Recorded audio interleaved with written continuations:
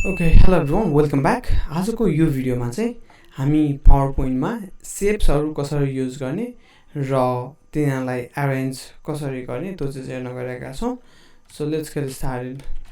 अब सेप भन्ने बित्तिकै हाम्रो इन्सर्टमा अब अहिले होममा छौँ, हामी होममा ड्रइङभित्र यहाँनिर हेर्नुभयो भने यहाँनिर सर्टेन सेपहरूको आइकन देख्न सकिन्छ।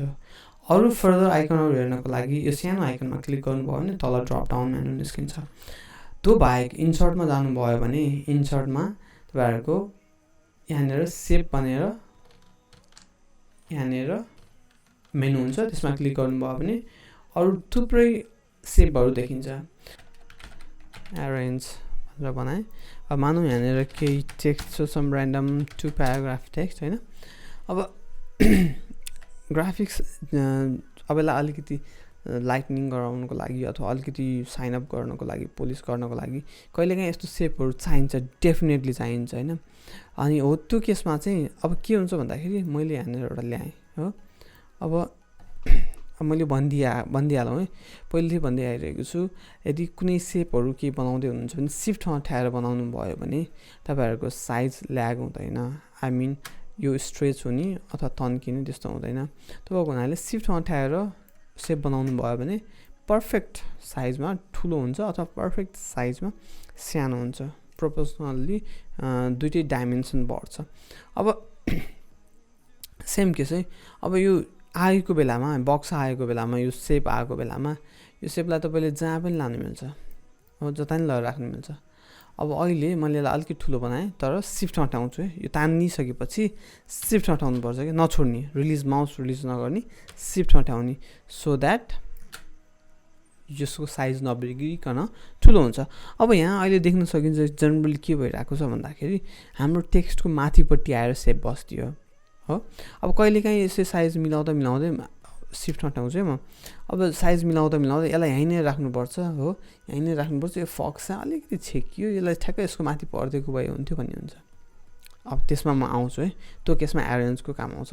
अब यसलाई चाहिँ के हुन्छ भन्दाखेरि ठुलो सानो बनाउनुको लागि यहाँ एङ्कर पोइन्टहरू छ। यो जुनसुकै एङ्कर पोइन्टबाट तान्नु भयो भने, जता तान्नु भयो भने पनि ठुलो हुन्छ, जता घटाउनु भयो भने पनि सानो हुन्छ। तर सकभर डायगोनलबाट सिफ्ट थिचेर गर्नु होला। यताबाट सिफ्ट थिचेर गर्नु नगर्नुको अर्थ हुँदैन हो।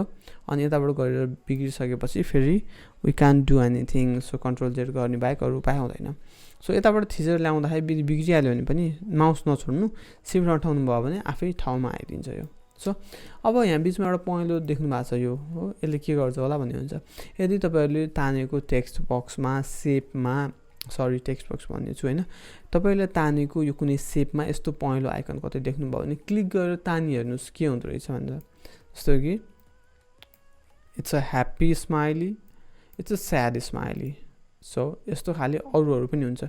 अब कतै क्यालोट बक्सहरूको त्यो तान्नु पऱ्यो, कतापट्टि लैजानु, क्यालोट बक्स कताबाट आएको जस्तो बनाउनु पऱ्यो, त्यो केसमा चाहिँ यस्तो खाले पहेँलो खाले एङ्कर पोइन्ट अथवा अरूभन्दा अलिकति फरक खाले एङ्कर पोइन्ट हुनसक्छ होइन, हरियो एङ्कर पोइन्ट हुन्छ। अब यहाँनिर माथि, अब यहाँ गर्दा यस्तो आयो भने यहाँ माथि जानुभयो भने यस्तो खाले रोटेट गराउने सिम्बल देख्नु भएको छ हो। यो सिम्बलले चाहिँ के गर्छ भन्दा जनरली हाम्रो भएको स्माइलीलाई कुन डिरेक्सनमा घुमाउनु मिल्छ। जस्तो कि यसलाई मैले यसरी राख्न चाहेँ भने यसलाई मैले यस्तै राखिदिएपछि यस्तो भयो। अब जनरली तपाईँले सेपको कन्सेप्ट बुझ्नुभयो। अब म अर्को कुनै नयाँ खाले सेप ल्याउँछु। जस्तो कि अघि पनि यहाँले क्यालोट बक्स होइन, क्यालोट बक्स यहाँ छ। अब यसरी यो क्यालोट बक्स ल्याएँ, सिफ्टमा उठाएर यसलाई यतिको बनाएर ल्याएँ। अब मैले यसलाई यता ल्याएँ, यहाँ पनि यो पहेँलो आयो। अब यो पहेँलोले के भन्छ भन्दा यसलाई कता लानु मिल्यो कि, अब यो स्माइलीले भनेको जस्तो बनाउनु मिल्यो, स्माइल इज सेइङ समथिङ जस्तो बनाउनु मिल्यो। अथवा let me bring it to original position हो। अनि यसलाई चाहिँ यस्तो गरेर यसलाई यस्तो गरेर यस्तो गर्नु मिल्यो हो। अब यो सँगसँगै यति भइसकेपछि तपाईँहरूले सेपको जनरल कुराहरू सबै बुझ्नुभयो। यहाँ क्लिक गरेको बेलामा यो सेपहरूमा क्लिक गरेको मैले हेर्नुभयो भने माथिपट्टि एउटा नयाँ मेनु आउँछ। यहाँ अहिले हेल्प र सर्चको बिचमा केही पनि छैन है, नोटिस गर्नु है। अब यहाँ क्लिक हुँदाखेरि फर्मेट आयो भनेको यसमा अब यो सेपलाई फर्मेट गर्नको लागि, जस्तो कि कलर फर्मेट, टेक्स्ट फर्मेट, भित्रको बोर्डरहरू फर्मेट, सेप फिलिङ फर्मेट आदि इत्यादिको लागि चाहिँ यो फर्मेट मेन्युभित्र जानुभयो भने सबै चिज यहीँ छ, just play around with it है। अब यसमा क्लिक गरेँ, मैले सेपमा क्लिक गरेँ हो, सेपमा क्लिक गरेर सेपको कलर चेन्ज गर्नु पऱ्यो। सेप फिल यहाँ हुन्छ, अथवा जनरली केही प्रिडिफाइन्ड स्टाइलहरू यहाँ हुन्छ अलरेडी, यो कुनैमा ओभर गर्दै जानुभयो भने तपाईँले प्रिभ्यू देख्न पाउनुहुन्छ। तपाईँलाई कुन मनपर्छ जस्ट गो विथ इट। अब होइन कलरमा आफ्नै हिसाब चुज गर्छु भन्नुहुन्छ भने यहाँनिर गएर अरू फर्दर कलरहरू ग्रेडियन्ट आफैले बनाएर ग्रेडियन्टहरू के युज गर्नु मन लाग्छ तपाईँहरूले यहाँबाट टेक्सचर ग्रेडियन्ट र यसमा पिक्चर पनि राख्नु मिल्छ, भित्रपट्टि पिक्चर आउने पिक्चर नै फिल गर्नु पनि मिल्छ। So just play around with it है। अब यसपछि अब के भयो, अब मैले भनिरहेको थिएँ नि यो टेक्स्ट छेक्यो भन्ने कुरा आयो है। अब हामी के हुन्छौँ, हामी होममा थियौँ हो, 2-3टा तरिका हुन्छ, जताबाट गरे पनि हुन्छ। यहीँ क्लिक गरेर सेन्ड ब्याक गरे पनि हुन्छ, भेरी सिम्पल होइन। नत्र भए चाहिँ यहाँनिर तपाईँले एरेन्जमा गरेर हेर्नुभयो भने जस्तो कि जे क्लिक भएको छ त्यसको बेसिसमा हुन्छ है। अब अहिले के छ, यो सेप क्लिक भएको छ, एरेन्जमा जाने, त्यो सेपलाई के गर्ने, सेन्ड ब्याकवर्ड हो, सेन्ड ब्याकवर्ड गरेपछि त्यो सेप टेक्स्टको पछाडि गयो। कहिलेकाहीँ फोटो हुन्छ, फोटो भएको बेलामा फोटो सेन्ड ब्याक गर्न नजान सक्छ, त्यो केसमा चाहिँ पछाडि फोटोमा क्लिक गरेर त्यसलाई ब्रिङ फ्रन्ट गर्ने अथवा के गर्ने, यही भित्रको चिजहरू तपाईँले खेल्नु भयो भने you will get what I mean to say होइन।